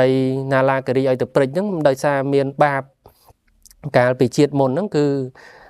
เปรียสมาสามปดนั่งบอกการจีมอดมไรnè hãy có prơ đầm rây nắng bò đầm rây nắng ao từ prịch bè phải chi cái pot đầy lô của phong ở bên bàn nè khởi nhé miền ba bạc cam chẳng nè nắng cứ ba bạc cam ti pram pi đài ao paul là bè sma sam pot hãy ba bạc cam ti pram bay nè nhìn không nè ba bạc cam ti pram bay nắng cứ tệ tôn rương nè bọn trung rồi bộ sài bà bàn nè sài trướng á rồi bộ chẳng tới đòi tiện tôn rương ba bạc cam đáy nhìn đúng nè đôi thà về đại tê và toát bỏ miêu thmo vừa cột bỏ ông hay đồng thmo tội mùi nó tiệt trâu bỏ bàn hay co chiêm không bỏ bàn nó rồi chẳng tới cô không ca nó miền pet mua chỉ vụ cao mà đập hot nữa nè chia bà nó từ chia bà bẻ piệt bẻ đồ miền bọc hệ nó từ đôi thà từ ve từ chia cả lanh co chiêm nâng vào ba nó đầm bay bằng hô chiêm nâng tránh nhá bro thmo tiệt trời tức toam chiêm mê trường nó chẳng cứ pet chỉ vụ nó ấy từ ve nó cứ tục của về tên ấy hết chứ nè ve từ chở bạch và tranh chiêm màu chẳng á nè tới có đạ thân nam nó đôi thà về thưa tục á nhìn không thân nam ọp ôn đó vừa có đau tới có thưa ao lau sờ bài nè bộ sờ bài bảo bàไปสมาสามปดหนึ่งนั่นคือเตะโต้งเรื่องเมียนบาปกรรมปีกลางดาวเนี่ยขนมกาเนาะคือไปสมาสามปดนั่งปองตรงกาวเจียสไนเนี่ยชัวปัตติกะให้ปองตรงบ้านโยลมเปย์เนี่ยสำหรับมนุษย์ทั้งหลายเชิญเนี่ยหลับcái bọc là bên pop chân đâu đại rồi lọt ấy chân thử nâng này nó pe chân khơi nhé nhìn không cam pi càng đá cứ thà luôn anh chưa đại ăn rồi đại giấy sầm lập này vô lùm pe đào bọc đào chạ kia rồi thlut thli rồi yeah đại sạch tôi thông ấy chân thứ nâng này ដល់ពេលអញ្ចឹងបាប្រកាមហ្នឹងត្រូវទេវទត្តប្រមៀលថ្មទៅធ្វើឲ្យខ្ទាំឈាមក្នុងបបាតហ្នឹងហើយត្រូវពេទ្យជីវកោមារផាត់វះព្យាបាលវះហ្នឹងគឺព្យាបាលដោយចិត្តបុណ្យទេមិនមានបាបទេពេលដែលពេទ្យនឹងវះណាសូម្បីតែព្រះអង្គទ្រង់មានទុក្ខវេទនាប៉ុន្តែជាចិត្តបុណ្យទេវទត្តចិត្តបន្ទុះនោះជាចិត្តបាបផ្សេងអញ្ចឹងទៅប៉ុន្តែចំចិត្តថាពេលដែលពេទ្យនឹងដូចថាវះទៅច្បាច់ឈាមនឹងចេញមកហើយដាក់ថ្នាំដាក់អីចឹងទៅព្យាបាលហ្នឹងគឺថាវាក្តៅធ្វើឲ្យឡោកប្របាទនឹងរបកស្បែករបកអីហ្នឹងដោយសារមានបាបកម្មពីជាតិមុនហ្នឹងព្រះអង្គទ្រង់កើតជាស្ដេចហើយសម្លាប់មនុស្សទាំងឡាយជាច្រើនអញ្ចឹងទៅ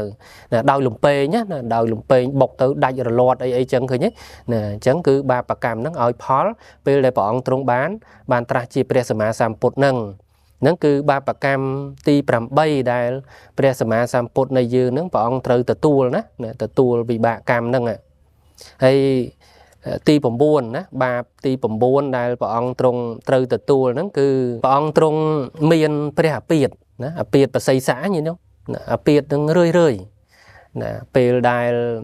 វិឌុដភៈលើកតបទៅសម្រាប់ញាតិព្រះអង្គណា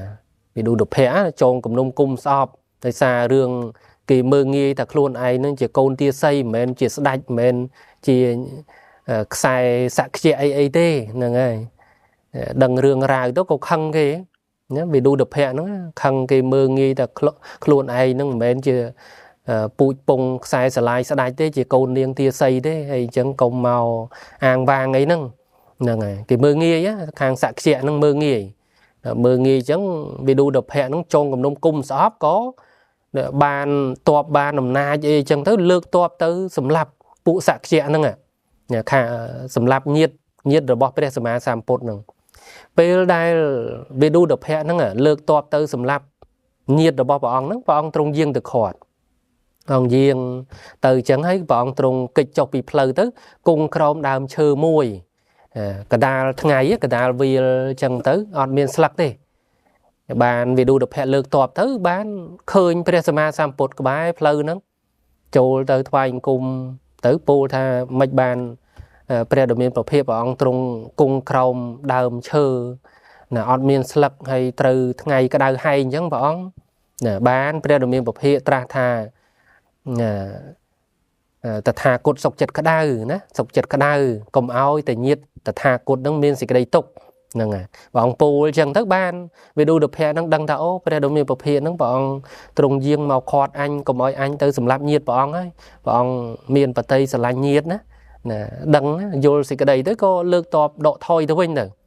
ក្រោយមកអាគំនុំគុំស្អប់កំហឹងហ្នឹងនឹកឃើញទៅលើកតបមកជាលើកទី2ព្រះអង្គទ្រង់យាងមកខាត់បែបទំនងនឹងទៀតហ្នឹងហើយពេលដែលព្រះអង្គទ្រង់នឹកឃើញដឹងថាវិឌុដភៈហ្នឹងលើកតបមកអញ្ចឹងទៅគឺថាព្រះអង្គទ្រង់មានអាពាធព្រះសីស័កហ្នឹងអាពាធឈឺខ្លាំងក្នុងព្រះសីស័កហ្នឹងណាហើយព្រះអង្គទ្រង់យាងមកខាត់ជាលើកទី2លើកទី3ហ្នឹងគឺវិឌុដភៈណាវិឌុដភៈហ្នឹងលើកតបមកទៀតក៏ពេលហ្នឹងព្រះអង្គទ្រង់ពិចារណាទៅថាអូពួកញាតិរបស់ព្រះអង្គហ្នឹងមានបាបកម្មអញ្ចឹងលើកទី3ហ្នឹងព្រះអង្គអត់អាចដើម្បីយាងទៅខាត់វិឌុដភៈកុំឲ្យមកសម្លាប់ញាតិរបស់ព្រះអង្គបានទេវិឌុដភៈហ្នឹងលើកតបទៅបានសម្រេចលើកទី3ហ្នឹងលើកតបមកដល់សម្រាប់ពួកសក្យៈហ្នឹងទាំងចាស់ទាំងក្មេងទាំងប្រុសទាំងស្រីកូនង៉ែតកូនងាសូម្បីតែកូនងានៅក្នុងរឹងក៏អត់ទុកដែរចាប់បោកនឹងចិញ្ចាំងចាប់បោកនឹងសសរដូចថាសម្រាប់បដាច់ពូជណាបដាច់ពូជព្រោះខឹងណាសក្យៈនឹងមើងងាយខ្លួនឯងថាខ្លួនឯងនឹងជាកូនទាស័យកូនស្រីស្នំអីទេមិនមែនជាខ្សែស្រឡាយពូជពងស្ដាច់អីទេអញ្ចឹងឲ្យគេគោរពមិនគេមិនគោរពទេអញ្ចឹងពួកសក្យៈនឹងរើសអើងមិនគោរពវិឌុដភៈហ្នឹងហើយអញ្ចឹងទៅបានវិឌុដភៈដឹងរឿងរ៉ាវហ្នឹងក៏កើតគំនុំគុំស្អប់ហ្នឹងអញ្ចឹងនេះតាក់ទងរឿងដែលថាព្រះសម្មាសម្ពុទ្ធពេលណាដែលវិឌុដភៈហ្នឹងណានឹកដល់រឿងដែលវិឌុដភៈលើកតបទៅសម្រាប់ញាតិរបស់ព្រះអង្គហើយព្រះអង្គទ្រង់ឈឺបសិស័ករឿយហ្នឹងគឺមានបាបកម្មក្នុងកាលនោះព្រះសម្មាសម្ពុទ្ធហ្នឹងព្រះអង្គទ្រង់កើតនៅក្នុងតកូលនេសាទណាតកូលអ្នកសម្លាប់ត្រីពុកម្ដាយអ្នកសម្លាប់ត្រីហើយដល់ពេលអញ្ចឹងទៅ ឪពុកម្ដាយព្រមទាំងពួកញាតិនោះសម្លាប់ត្រីណាសម្លាប់ត្រីដាក់ថ្នាំឬក៏នេសាទដោយប្រការណាសម្លាប់ត្រីបានមកអញ្ចឹងនេះទីរក់ហ្នឹងណាគឺព្រះពោធិសត្វហ្នឹងណាព្រះអង្គទ្រង់ត្រេកអរនឹងគេសម្លាប់បានហ្នឹងណាគេរកត្រីមកបានគេសម្លាប់បានហ្នឹងត្រេកអរមានចិត្តសោមនស្សរីករាយជាមួយនឹងគេដែលសម្លាប់ត្រីនឹងដែរឃើញទេរួមហ្នឹងថារួមបាបជាមួយគេខ្លួនឯងអត់ទៅសម្លាប់ទៅរកទេប៉ុន្តែដល់ពេលគេសម្លាប់បានដឹងតែគេសម្លាប់បានសម្លាប់អីចឹងទៅក៏ត្រេកអរជាមួយនឹងញាតិនឹងអីដែលគេសម្លាប់ត្រីហ្នឹងគឺបាបកម្មហ្នឹងញាតិញោមដែលព្រះអង្គទ្រង់អាពាតព្រះសីស័កហ្នឹងដោយសារអីដោយសារក្នុងជាតិមួយព្រះអង្គទ្រង់កើតនៅក្នុងតកូលនេសាទហើយក៏ពួកញាតិសម្លាប់ត្រីបានអញ្ចឹងទៅព្រះអង្គទ្រង់ដឹងក៏ត្រេកអរណារួមត្រេកអរជាមួយគេដែរអញ្ចឹងបានបាបនឹងដែរ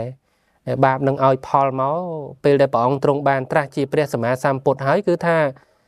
មានអាពាតប្រសីស័ករឿយពេលដែលវិឌុដភៈហ្នឹងលើកតបមកសម្រាប់ញាតិរបស់ព្រះអង្គហ្នឹងហ្នឹងគឺបាបកម្មទី9ដែលព្រះសម្មាសម្ពុទ្ធព្រះអង្គទ្រង់ត្រូវទទួលក៏ណាបាបកម្មទី10តកតងនឹងរឿងព្រះអង្គទ្រង់ទទួលផលនៃបាបទី10ហ្នឹងគឺតកតងរឿងព្រះអង្គទ្រង់ដូចថាសោយបាយដំណើបបាយក្រហមរបស់អ្នកសេះអ្នកឈ្មួញអញ្ចឹងទៅអស់រយៈពេល3ខែញាតិញោមព្រោះក្នុងការនោះមានព្រាហ្មណ៍ម្នាក់ណាវារញ្ញព្រាហ្មណ៍នឹងបានស្ដាប់ពធរបស់ព្រះអង្គរួចទៅក៏កើតសេចក្តីជ្រះថ្លាសូមដល់នៅព្រះសម្មាសម្ពុទ្ធផងព្រះធម៌ផងព្រះភិក្ខុសង្ឃផងជាទីពឹងទីរលឹកស្មារតីជីវិតរួចទៅក៏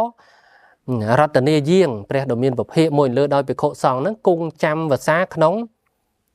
វេរញ្ញក្រាមហ្នឹងវេរញ្ញក្រាមហ្នឹងព្រាហ្មណ៍ហ្នឹងឈ្មោះវេរញ្ជាណាវេរញ្ញព្រាហ្មណ៍ដល់ពេលនិមន្តព្រះអង្គឲ្យគង់ចាំវសានៅក្នុងស្រុកភូមិរបស់ខ្លួនហ្នឹងប៉ុន្តែ3ខែដែលព្រះអង្គទ្រង់គង់ចាំវសាហ្នឹងណាព្រាហ្មណ៍នឹងអត់មានទៅអើតសោះណាដូចថាភ្លេចអីឆឹកនិមន្តឲ្យព្រះអង្គទ្រង់គង់ចាំវសាហើយព្រះអង្គទ្រង់ព្រមទទួលព្រមគង់ចាំវសាទៅប៉ុន្តែព្រាហ្មណ៍នឹងអត់បានទៅអើតព្រះអង្គហ្នឹងហើយតាំងតែពីថ្ងៃចូលវសារហូតដល់ថ្ងៃចេញវសាអញ្ចឹងកំឡុងពេលដែលព្រះអង្គទ្រង់គង់ចាំព្រះវសាអស់3ខែហ្នឹងគឺក្នុងការនោះមានឈ្មួញ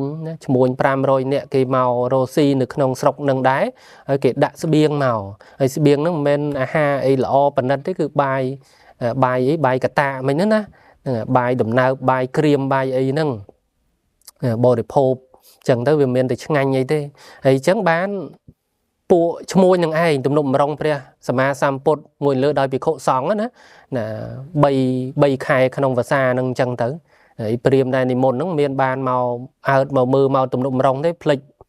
ចបានអ្នកឈ្មោះហ្នឹងឈ្មោះគេអ្នករស់ស៊ីហ្នឹងជួយទំនុកម្រងណាជួយប្រគេនចង្ហាន់ថ្វាយចង្ហាន់ព្រះសម្មាសម្ពុទ្ធក៏ណាអញ្ចឹងគឺព្រះអង្គទ្រង់ត្រូវសោយនៅបាយក្រហមបាយដំណើបរបស់ឈ្មួញហ្នឹងអស់3ខែណាអាហ្នឹងជាអកុសលវិបាកណាអកុសលវិបាក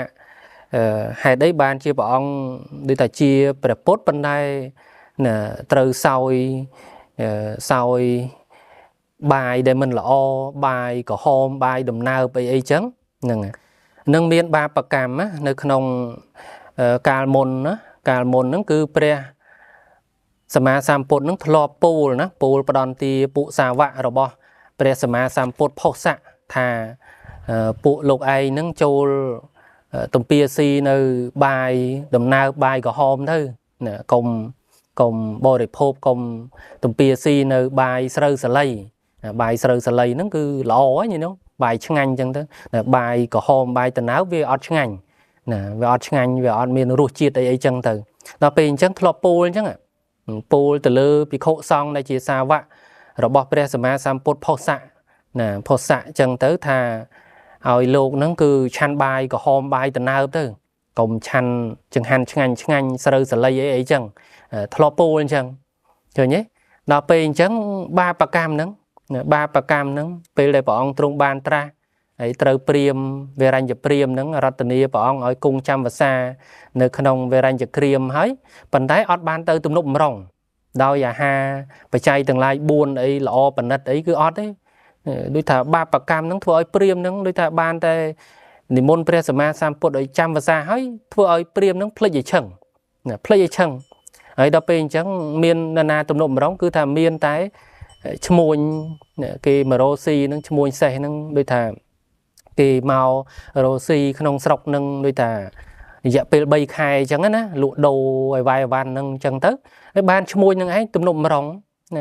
thoai trồng hành bài bài cả tạ bài đầm nao bài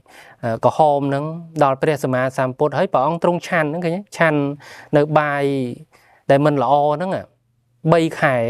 khải nâng cứ chia ba bạc cam để bỏ ông trung thlopo đòi bị khổ xong này chỉ sao bạn này presma samput ông muốn thà ở lục chan bài bài đầm nao bài có hôm nâng tới nâng à cùng chăn rô chăng anh biết nè cùng chăn rô bài sờ sờ lay ấy nè đào pin chẳng khơi ba nâng từ oi phò lấy như nhau dùng bay tại ban tra chỉ presma samput hay nè từ ba nè oi phò lấy thua oi bọn trung sau nợ bài đầm nao bài co hôm này ọt ruột chiết ọt chăng anh nè rồi dạ cá bay khải như nhau rồi dạ pin bay khải nâng cứ miên ba bạc cam chẳng á như nhau ní cứ chỉ ba bạc cam tì đọc đại presma samput bỏ ông trung trừ từ tua nè hay ba bạc cam tì đọc muối cứ tiệt tôn nâng pre đồ miên bậc hiệp bỏ ông trung miên pre piệt khnon nè pre bật hệ khnon á bỏ ông trung chọc cho cái chọc khnon đại như nhau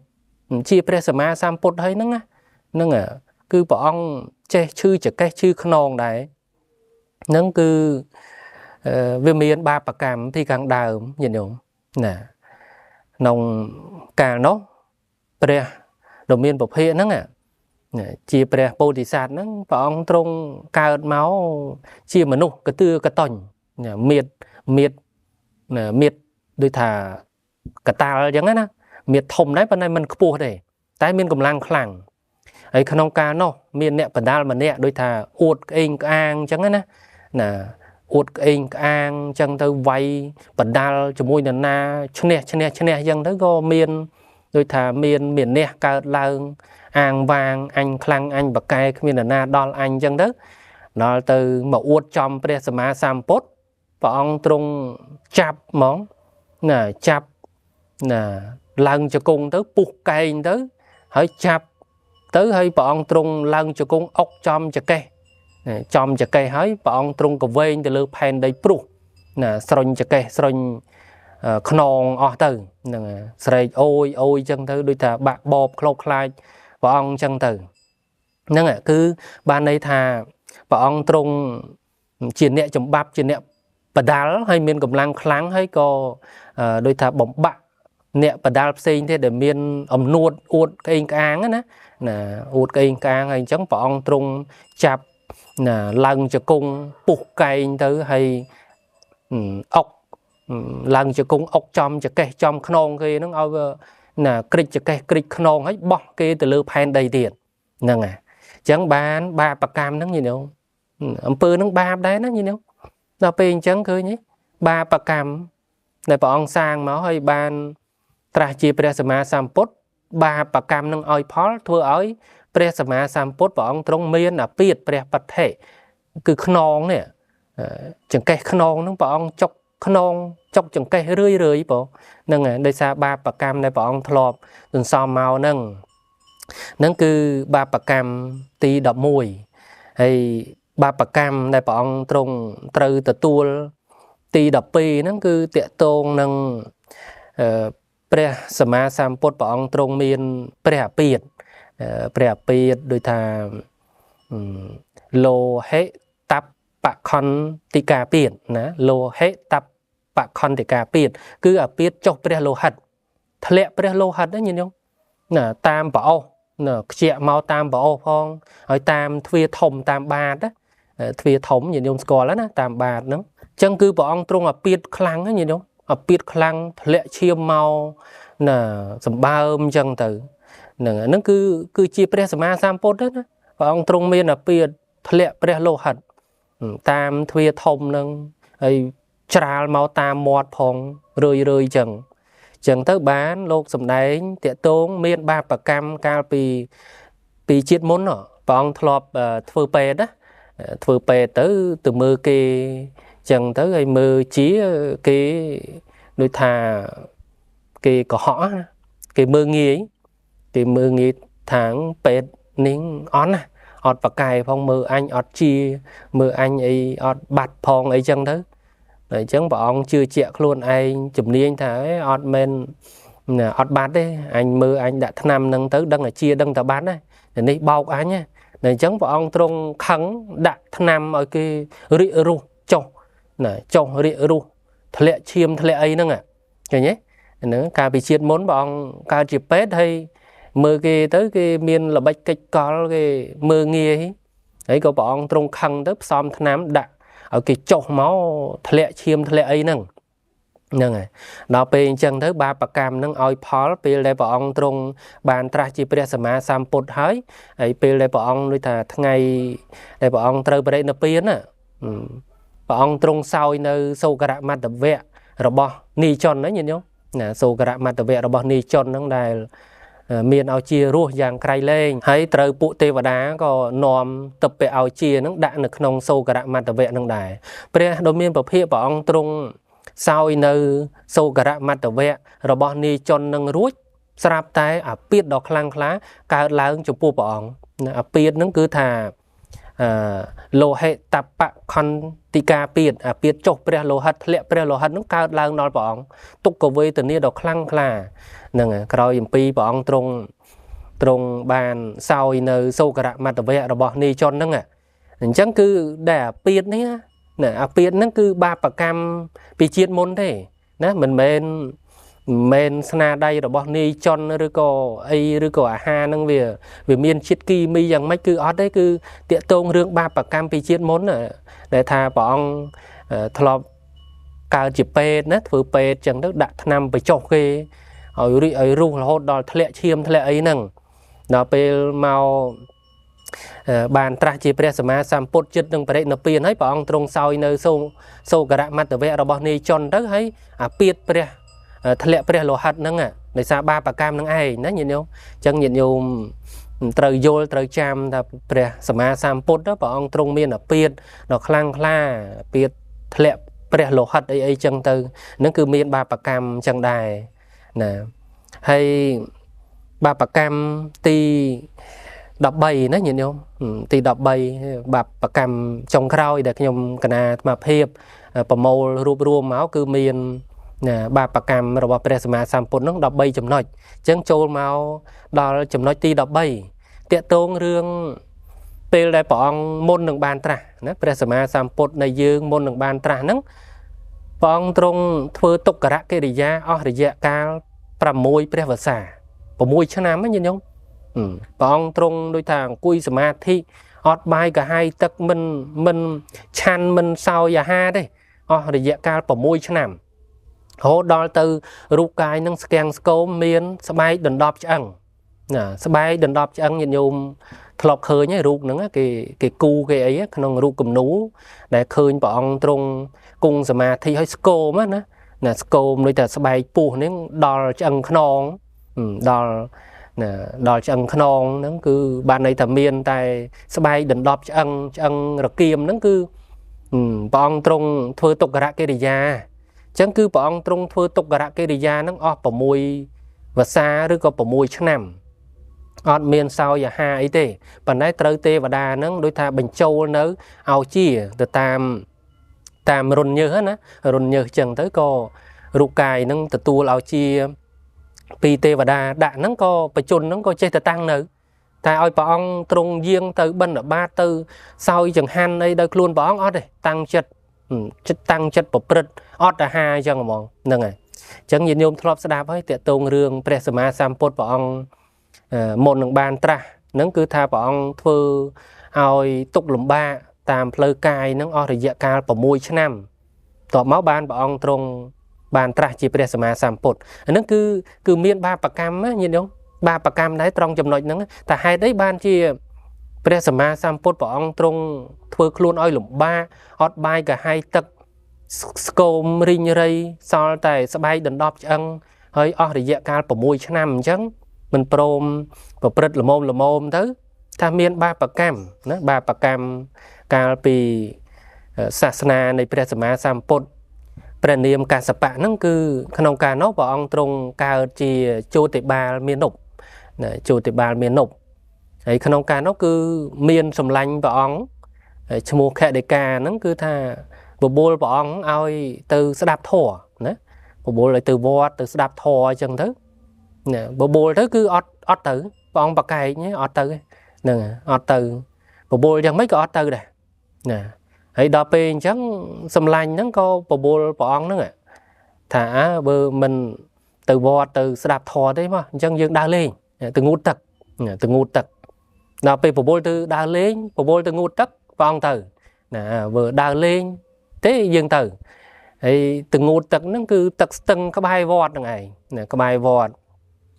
ងូតទឹករួចអីចឹងទៅក៏សម្លាញ់ហ្នឹងនាំព្រះអង្គនេះជោតិបាលមានុបហ្នឹងចូលមកក្នុងវត្តមកថ្វាយអង្គមព្រះសម្មាសម្ពុទ្ធកស្សបៈហ្នឹងឯងហើយដល់ពេលអញ្ចឹងមានុបហ្នឹងជោតិបាលមានុបដែលជាតួអង្គនៃព្រះសម្មាសម្ពុទ្ធនៃយើងណាប៉ុន្តែព្រះអង្គជាព្រះពោធិសត្វនៅឡើយព្រះអង្គបានជួបបានឃើញព្រះសម្មាសម្ពុទ្ធកស្សបៈហើយក៏ពោលណាពោលដូចថាដោយមិនមានសទ្ធាមិនជ្រះថ្លាអីចឹងទៅក៏ពោលថាសាមណៈនឹងមកដូចថាមកតាំងខ្លួនជាពុទ្ធឯណាងាយម្លេះណាពោធិញ្ញាណឬក៏សัพពញ្ញុតញ្ញាណហ្នឹងណាមិនមែនចេះតែបានឲ្យងាយទេហើយសាមណៈនេះមកតាំងមកសម្គាល់ខ្លួនឯងជាពុទ្ធងាយម៉េះហ្នឹងធ្វើដូចជាបានត្រាស់ជាពុទ្ធនឹងបានឲ្យងាយណាពោលអញ្ចឹងណាដោយសេចក្តីមិនជ្រះថ្លាជោតិបាលមាននុបជាតួអង្គនៃព្រះសម្មាសម្ពុទ្ធនៃយើងហ្នឹងប៉ុន្តែព្រះអង្គក្នុងសាសនាព្រះសម្មាសម្ពុទ្ធកស្សបៈហ្នឹងព្រះអង្គទ្រង់ជាមានុបឈ្មោះជោតិបាលហ្នឹងហើយពោលទៅកាន់ព្រះសម្មាសម្ពុទ្ធព្រះនាមកស្សបៈហ្នឹងអញ្ចឹងថាងចេះតែសម្គាល់ចេះតែតាំងខ្លួនថាជាពុទ្ធហើយពោធិញ្ញាណគឺគេបានដោយកម្រហើយហេតុអីក៏សាមណៈហ្នឹងមកតាំងខ្លួនឯងថាជាពុទ្ធអីចឹងត្រាស់ដឹងអីចឹងណាគឺថាមិនទេកម្រណាហ្នឹងហើយហ្នឹងដែលថាកម្រដែលថាត្រាស់ដឹងបានដោយលំបាកអញ្ចឹងណាពាក្យហ្នឹងដែលព្រះអង្គពោលដោយសេចក្តីមិនជ្រះថ្លាចំពោះព្រះសម្មាសម្ពុទ្ធកស្សបៈហ្នឹងទើបបាបកម្មហ្នឹងដាស់តឿនឲ្យផលពេលដែលព្រះសម្មាសម្ពុទ្ធមុននឹងបានត្រាស់ហ្នឹងគឺថាបាបកម្មហ្នឹងដាស់តឿនឲ្យផលធ្វើឲ្យព្រះសម្មាសម្ពុទ្ធនៃយើងហ្នឹងបំពេញទុក្ករកិរិយាអស់រយៈកាល6ព្រះវស្សាណាលំបាកលំបិនហ្នឹងគឺញាតិញោមអត់បាយ6ឆ្នាំអត់ស្លាប់ណាអត់ស្លាប់មែនប៉ុន្តែវាទុកវាលំបាកដោយទេវតាដាក់ឲ្យជារស់តាមរុនញើសអីចឹងទៅបញ្ចូលទៅក៏រស់បានប៉ុន្តែឃើញរូបកាយស្គាំងស្គមកំប្រឹងស្បែកដណ្ដប់ឆ្អឹងសឹងតែអស់ជីវិតម្ដងហ្នឹងបងឃើញទេអាហ្នឹងគឺបាបកម្មហ្នឹងញាតិញោមដែលព្រះអង្គទ្រង់ធ្វើទុក្ករកិរិយាអស់រាប់ឆ្នាំហ្នឹងដោយសារបាបកម្មថាឲ្យព្រះសម្មាសម្ពុទ្ធកស្សបៈថាកម្របានត្រាស់មិនមែនត្រាស់ជាពុទ្ធបានឲ្យងាយទេព្រោះសัพពញ្ញុតញ្ញាណពោធិញ្ញាណហ្នឹងគឺគេបានឲ្យកម្រហើយអ្នកឯងមកតាំងខ្លួនថាជាពុទ្ធឲ្យបានត្រាស់ដឹងយ៉ាងម៉េចដែលងាយអញ្ចឹងងាយទេក្រណាថាអញ្ចឹងទៅបាបកម្មហ្នឹងពោលដោយសេចក្តីមិនជ្រះថ្លាពោលបែបមើលងាយញញោមណាដល់ពេលអញ្ចឹងធ្លាក់មកត្រូវព្រះអង្គហ្នឹងព្រះអង្គទ្រង់ជាតិចុងក្រោយហើយហ្នឹងឃើញមុននឹងបានត្រាស់ជាព្រះសម្មាសម្ពុទ្ធហ្នឹងត្រូវប្រព្រឹត្តខ្លួនក្នុងទុក្ករកិរិយាដោយលំបាកហ្នឹងអស់រយៈកាល6ព្រះវស្សាហ្នឹងគឺបាបកម្មទី13ដែលព្រះសម្មាសម្ពុទ្ធនៃយើងព្រះអង្គទ្រង់បានទទួលដូច្នេះគឺសរុបមកញាតិញោមបានស្ដាប់ណាអំពីព្រះសម្មាសម្ពុទ្ធនៃយើងព្រះអង្គទ្រង់ទទួលផលបាបណាបានន័យថាបុព្វកម្មដែលព្រះអង្គទ្រង់ធ្លាប់សាងមកមិនល្អយ៉ាងម៉េចយ៉ាងនេះយ៉ាងនោះហ្នឹងឃើញទេសូម្បីតែព្រះអង្គទ្រង់បានត្រាស់ជាព្រះសម្មាសម្ពុទ្ធហើយហ្នឹងបាបដែលព្រះអង្គធ្លាប់សន្សំហ្នឹងនៅមានឱកាស ឲ្យផលរឿយហើយព្រះអង្គទ្រង់ត្រូវទេវទត្តនឹងសម្លាប់ប្រមៀលថ្មទៅប្រើខ្មាន់ធ្នូឲ្យទៅសម្លាប់ប្រើដំរីណាឡាគិរីឲ្យទៅព្រិចព្រះអង្គទៅហើយព្រះអង្គត្រូវទទួលអកុសលវិបាកផ្សេងទៀតដូចជានាងសុន្ទរីចោតប្រកាន់នាងចេញចាមូលបង្កាច់អីចឹងទៅហើយព្រះអង្គទ្រង់មានអាពាធឈឺប្រស័យស័កឈឺខ្នងឈឺចកេះហ្នឹងហើយសពគ្រប់ហើយព្រះអង្គទ្រង់ទទួលអកុសលវិបាកឆាន់បាយដំណើរបាយក្រហមរបស់អ្នកសេះអ្នកឈ្មួញអីហ្នឹងឃើញទេហ្នឹងអញ្ចឹងយើងគួរឲ្យសង្វេគរឿងបាបហ្នឹងគឺថាអស្ចារ្យណាស់បងអស្ចារ្យត្រង់ថាមិនលើកលែងទេបុគ្គលនឹងជាព្រះពុទ្ធក៏ដោយព្រះបច្ចេកពុទ្ធក៏ដោយអគ្គសាវកពុទ្ធក៏ដោយសត្វណាក៏ដោយគឺថាឲ្យតែប្រព្រឹត្តបាបហើយបាបនឹងបើមានឱកាសវានឹងឲ្យផលឲ្យយើងទុកលំបាក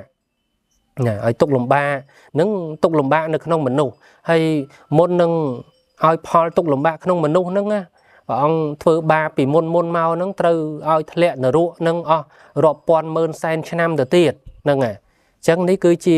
សេះសល់នៃបាបកម្មនឹងស្រាលស្ដើងទេគឺថាឲ្យផលក្នុងភាពពេលដែលព្រះអង្គទ្រង់បានត្រាស់ជាពុទ្ធហ្នឹងត្រូវទទួលអកុសលវិបាកដែលធ្លាប់សាងមកហ្នឹងអញ្ចឹងយើងស្ដាប់ទៅគួរឲ្យខ្លាចណាចំពោះអំពើបាបហ្នឹងគឺថាកុំធ្វើនៅបាបណាសព្បបាបស្សៈអករណង្បាបទាំងឡាយទាំងពួងហ្នឹងគឺថាជាអករណីយកិច្ចគឺជាកិច្ចដែលមិនគួរធ្វើទេ